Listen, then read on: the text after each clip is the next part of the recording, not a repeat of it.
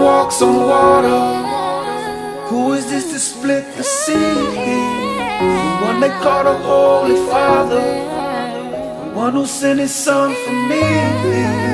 They say he heals the broken hearted, they say he loves us all the same. He came to take us out of the darkness.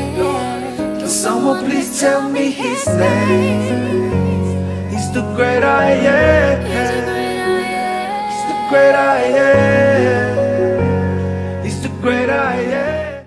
Welcome back to Truth Prevails. I'm going to ask Ryan some more questions specifically about how he came to Christ. So, Ryan, so just for starters, how did you come to know Jesus as your Savior? Great question. I was at a low point. You know, I had no peace. Mm-hmm. There was no peace, and I saw a continuous cycle where, you know, I'm doing bad, and then, you know, it'll get a little brighter, and I think, oh, everything's okay, and then I'll go through that, you know, bad stage again, and that's how I was going to a therapist to try to get help. I needed help in some way to figure out how to deal with life. I just felt like everything was coming at me at once, and I just couldn't figure it out why things was happening the way they was happening. Mm-hmm. And I knew I needed help. I knew I needed change. Part of me didn't want to change, but, you know, I couldn't do it myself. I had a, you know, really bad addiction to marijuana, you know, and I knew I needed to stop. And I would say, you know, I'm going to stop for a week. But, you know, like James 1 says, when that desire comes, that you want to do it, I either have to give into it or not. And in my flesh, I wasn't strong enough to not do it. You know, I'd get around family and friends, and I would fall right back into it. Mm-hmm. And, you know, I sold it. And, you know, when I went to college, I was selling out of my dorm room. I became one of the biggest sellers on my campus, and that was a turning point where I started getting more money than I'm selling than I was going to work, and it really changed me because it got to the point where I started functioning on it, but I felt like I couldn't function without it. Where I was going to the class high, skipping class to get high. And it really controlled my life. Mm-hmm. And I know I couldn't hang with people and just have a general conversation or just hang out. We had to be doing that. Mm-hmm. And, you know, that really took a toll on me.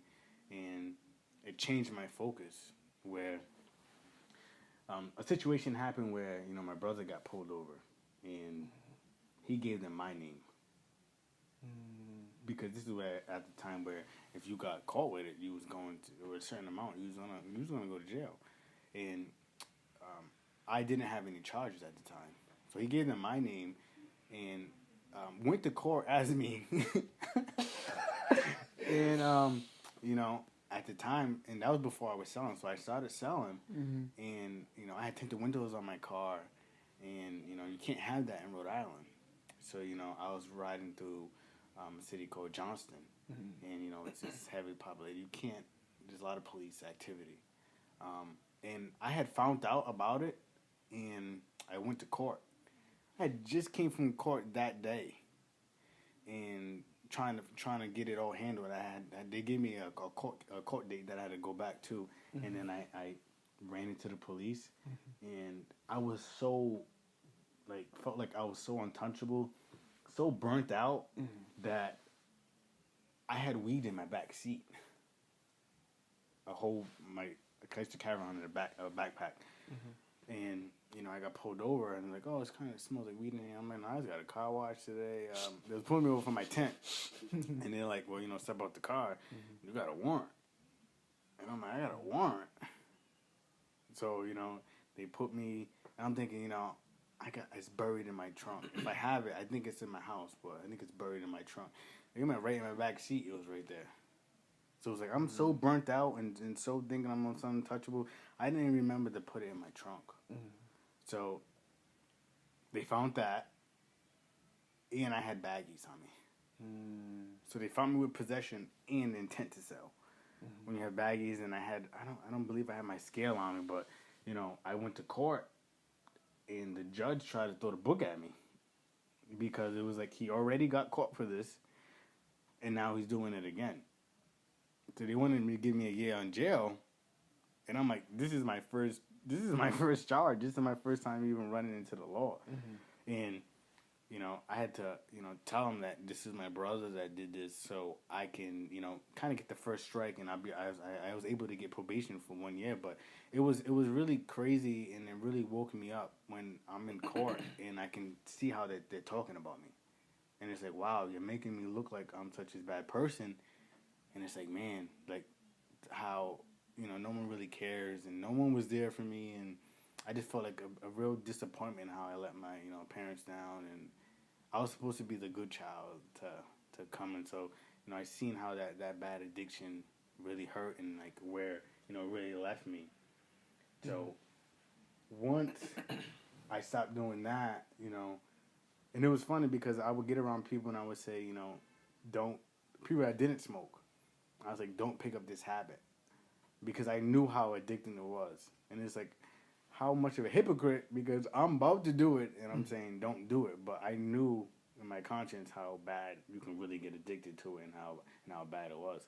And I ended up getting kicked out of school my junior year. My junior year I took 12 classes. I failed 8. I dropped 3, and I passed 1 with a D+. I brought my GPA from a 3.0 to a 1.9. And right before that, my last like semester, it was like, listen, this is a warning. You have a warning. If you don't pass these classes, you're gonna get kicked out. So and then I just, I couldn't change. I was still stuck in my ways, and I got kicked out. So, in Johnson & Wales on trimesters.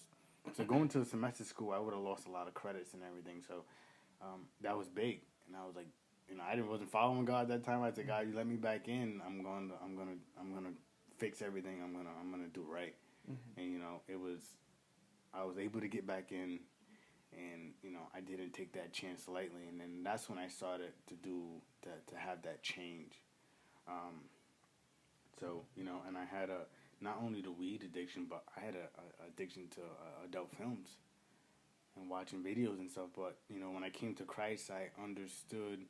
I really had to take Christ at his full value, where, God, you say you're going to help me do something, and now I'm going to hold you to this, because I tried by myself and I wasn't able to do it.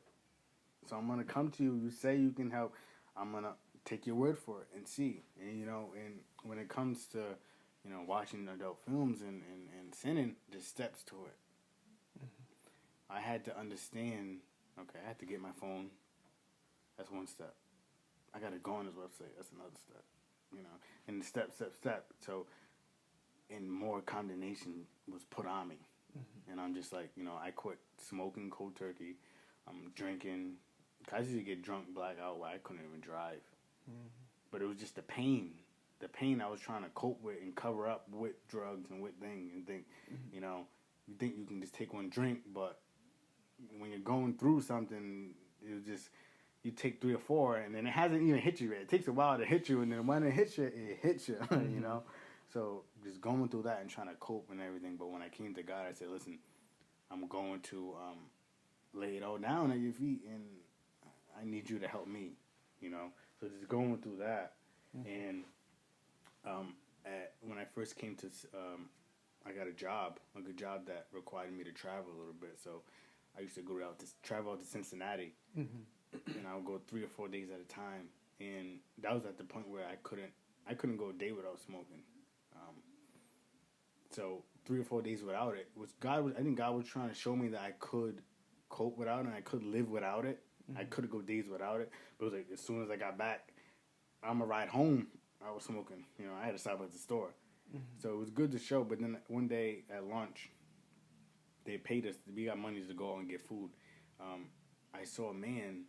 He was praying on a homeless guy, and I was like, "Wow, that's cool. Like, I wanna be able to do that. You know, I wanna be able to do that." I didn't know God at the time, and then a lot of my team, my coworkers, they used to drink after work. We used to all drink and drink. But then you're in a hotel room, and I used to just look out into the city and just see everything and just watch people how they live, and it just give you a lot of time to think. Mm-hmm. So I started seeing that, and then it was my wife. It was my wife that really, my girlfriend at the time, she was going through depression and anxiety, where she had to go to the doctors and get pills just to sleep. And it's just like, I used to smoke, go to sleep like a baby, but it's like when she felt she couldn't even breathe. And she was going through that, and I seen her go through Christ. And I saw her get delivered, and I said, wow, he's real.